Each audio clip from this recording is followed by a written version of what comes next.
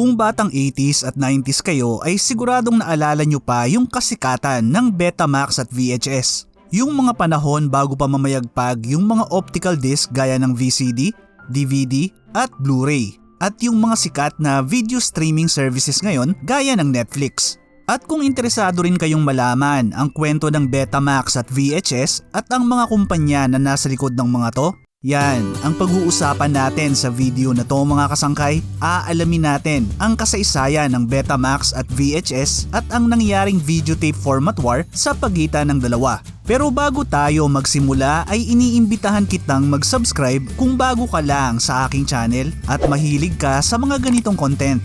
Paki-click na rin ang bell icon para lagi kang updated kapag nag-upload ako ng mga bago kong video.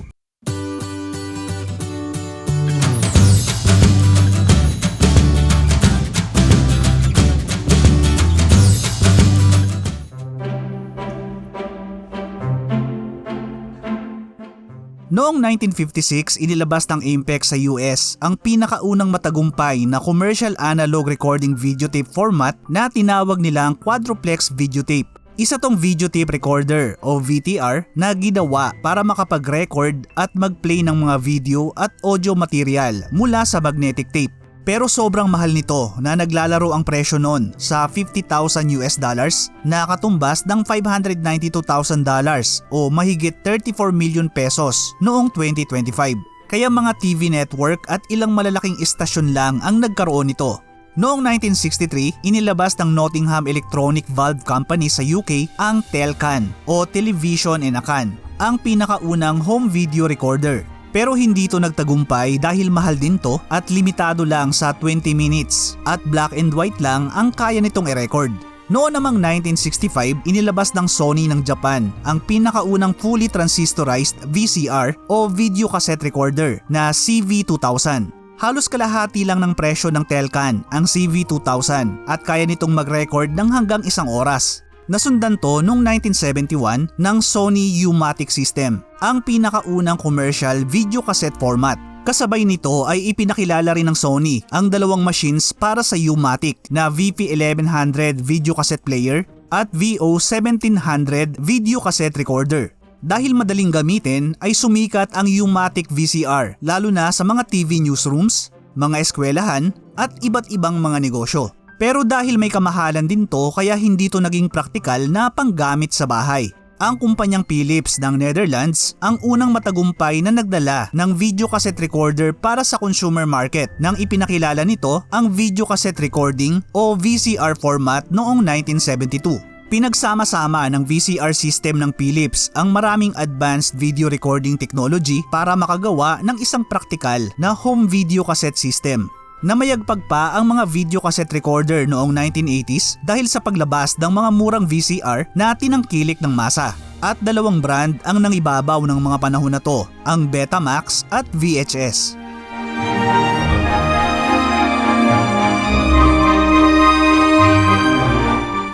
Noong 1975, inilabas ng Sony ang pinakauna nitong consumer level video cassette recorder na tinawag na Betamax o Beta. Ang pinakaunang Betamax VCR ay ang LV1901 model na may kasama ng 19-inch na Trinitron Color TV. Iminarket to ng Sony bilang time shift machine kung saan pwedeng mag-record ng mga TV programs habang nanonood ng iba pang programa o mga nirentahang pelikula. Makalipas ang 1 taon noong 1976 ay inilabas ng Sony ang stand-alone na Betamax recorder na SL7200. Nakilala ang Betamax dahil sa magandang picture quality. Mas maliit din ang mga bala nito na kayang mag-record ng hanggang 1 oras. Di nagtagal ay gumawa na rin ng mga recorder na compatible sa Betamax ang ibang kumpanya gaya ng Sanyo, Toshiba, Pioneer at Aiwa. Noong 1982, inilabas ng Sony ang Betacam na hango mula sa Betamax. Ito ang naging sikat na gamit noon ng mga reporter para sa kanilang broadcast. Pinalitan nito ang sikat din na gawa ng Sony na U-Matic. Naging malaking parte rin ang Betamax ng music recording industry dahil sa Sony PCM F1 adapter na iminarket para sa Betamax.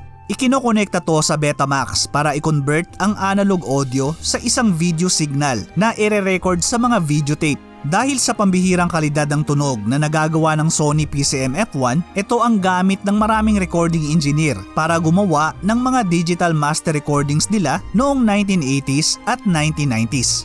Nang inilabas noong 1975 ay agad na sumikat ang Betamax at dinumina ang home video market. Pero makalipas lang ang isang taon ay inilabas ang isa pang format na agad na hinamon ang paghahari ng Betamax.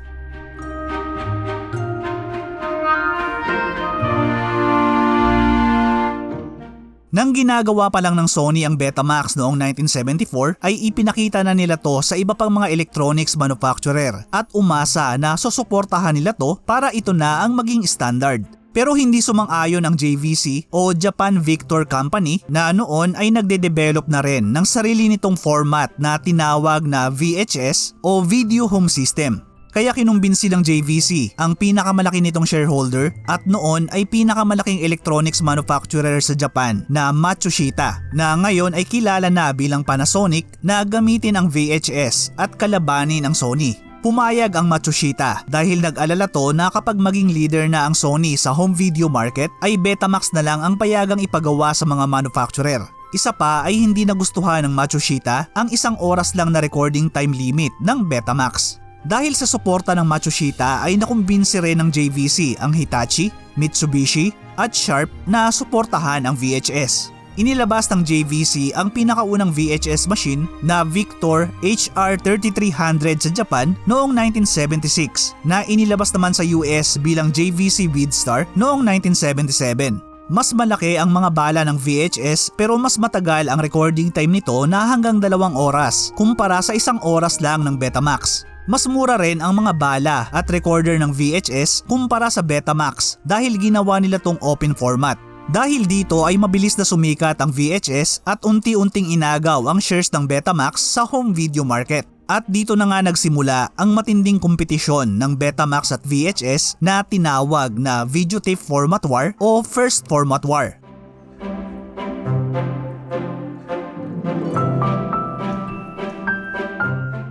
Nang inilabas noong 1975 ay agad na pinagharian ng Betamax ng Sony ang home video market. Pero makalipas lang ang 1 taon noong 1976 ay inilabas ng JVC ang mas mura na VHS. Ito ang naging mitya ng tinawag na Videotape Format War sa pagitan ng Betamax at VHS na nagsimula noong late 1970s at tumagal hanggang 1980s. At alam naman natin na VHS ang mas nanaig na format. Pero paano nga ba natalo ng VHS ang mas nauna rito na Betamax? Kung performance ang pag-uusapan ay lamang ang Betamax na kayang mag-produce ng mas magandang image quality at mas mabilis ang playback at fast forward. Ang paniniwala kasi ng Sony ay handang magbayad ang mga tao kahit na mahal basta malinaw ang quality. Hindi nila inaasahan na mas tatangkilikin ng mga consumer ang mas abot kayang VCR gaya ng VHS. At dahil mas pinagtuunan ng Sony ang mas magandang picture quality at mas maliit na bala, kaya nasakripisyo ang recording time limit ng Betamax na 1 oras lang.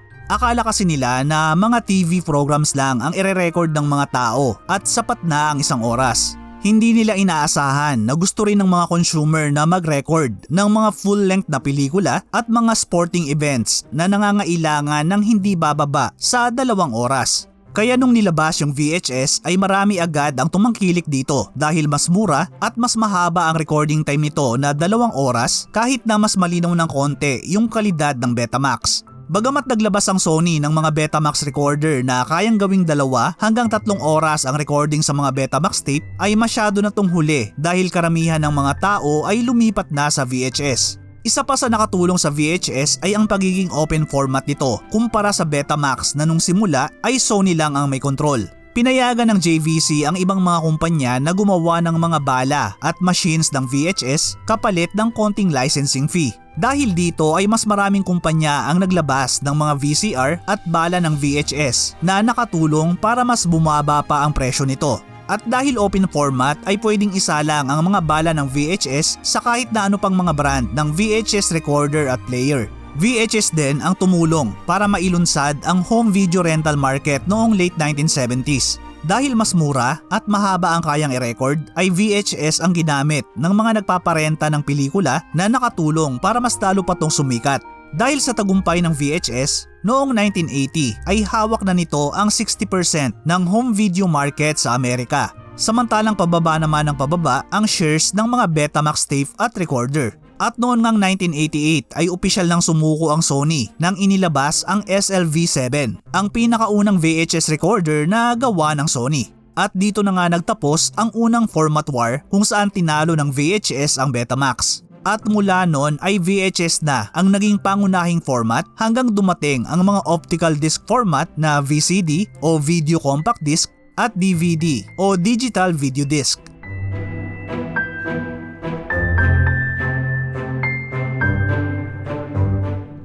Noong 1980s, bagamat VHS na ang nangungunang format sa Amerika, ay Betamax pa rin ang sikat dito sa atin sa Pilipinas. Usong-uso noon yung mga bahay na may malaking TV at nagsasalang ng mga palabas sa Betamax at naniningil sa mga gustong manood. Nauso din noon yung mga rentahan ng bala ng Betamax. Ilan sa mga sikat sa rentahan noon yung mga nirecord na MTV na galing pa sa US. Pero kung may sarili naman kayong Betamax recorder ay pwedeng abangan nyo na lang yung mga paborito nyong music video sa MTV at kayo na lang ang mag-record. Naging status symbol noon yung Betamax na tipong mayaman na ang tingin sa inyo kapag meron kayo nito sa bahay. Sa sobrang kasikatan nga ng Betamax noon ay ito ang pinangalan sa isang sikat na street food sa atin na inihaw na dugo ng baboy. Ito ang nakasanayang tawag dito dahil kahugis nito ang mga bala ng Betamax. Noong early 1990s naman nagsimulang mamayagpag ang mga VHS dito sa atin.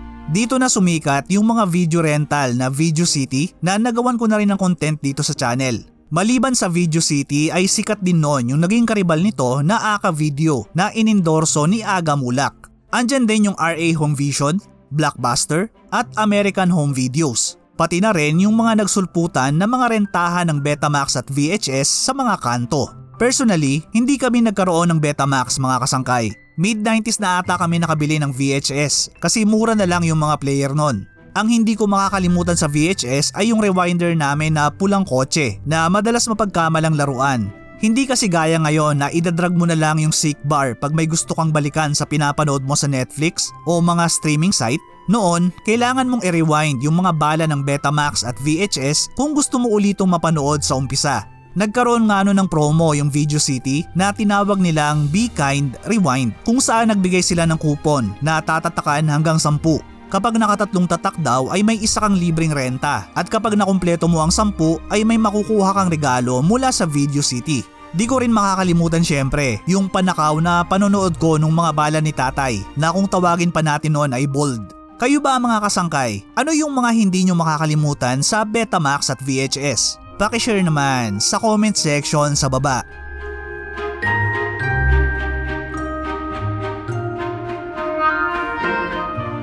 Betamax ang unang pangmasang videotape recorder na nagbigay ng kakayahan sa mga consumer na mag-record ng mga paborito nilang programa sa TV. Pero hindi ito nagustuhan ng mga malalaking Hollywood studio dahil nagagamit daw umano ang Betamax para iligal na mag-record ng mga programa na pag-aari nila ang copyright. Dahil dito ay kinasuhan ng Universal Studios ang Sony ng copyright infringement noong 1976. Nang dinala na sa korte ang kaso ay pinaboran ng judge ang Sony at sinabing ang pagre-record ng mga TV programs para sa pribado at non-commercial na paggamit ay hindi maituturing na paglabag sa copyright law. Dahil sa desisyon ng korte ay mas umunlad pa ang home video market na nagbigay ng bagong pagkakakitaan sa mga movie studio. Ayon sa Sony ay may dalawang kahulugan daw ang beta sa Betamax. Nanggaling ang pangalan sa paraan ng pag-record nito sa tape na kung tawagin nila ay gapless recording o sa salitang Hapon ay beta. Isa pa ay kahugis daw ng lowercase ng Greek alphabet na beta ang tape loading system ng Betamax. Nagustuhan din daw ng team na katunog ng beta ang salitang Ingles na better na sakto sa paniniwala nila na mas mahusay ang produkto nila sa iba. Idinagdag naman nila ang salitang max para sa maximum dahil gusto nilang iparating sa mga consumer na ang kanilang produkto ay may mahusay na quality at performance. Bagamat natalo sa format war ay nagpatuloy ang Sony sa paggawa ng mga Betamax recorder hanggang August 2002. Nagpatuloy din ang kumpanya sa paggawa at pagbenta ng mga bala ng Betamax hanggang March 2016 na naging hudyat sa tuluyang pagtatapos ng format matapos ang mahigit 4 na dekada. Alam nyo ba na yung 1994 Disney animated film na The Lion King ang pinakamabentang pelikula sa VHS na humigit kumulang 32 milyong kopya ang naibenta? Ang 1972 South Korean drama na The Young Teacher ang sinasabi na pinakaunang pelikula na inilabas sa VHS format. Ang pinakahuli namang pelikula na inilabas sa VHS ay ang 2005 action thriller na pinagbidahan ni Viggo Mortensen na A History of Violence. Noong July 2016 ay ginawa ng Funai Electric ng Japan ang pinakahuling VHS recorder na naging simbolo ng pagtatapos ng panahon ng analog format. Matagal nang nagtapos ang panahon ng Betamax at VHS mga kasangkay. Pero ganun pa man ay nakatatak na sa kasaysayan kung paano binago ng dalawa ang mundo ng home entertainment, lalo na para sa ating nakalakihan ng mga to. Maraming salamat sa muling pagsama hanggang sa dulo ng video natin mga kasangkay. Ano ang masasabi nyo sa kwento ng Betamax at VHS? Pakishare naman ng mga kwentong Betamax at VHS ninyo sa comment section sa baba. Pakiclick na rin yung like button kung nagustuhan nyo yung content na to. Hanggang sa susunod na video mga kasangkay. Thank you for watching.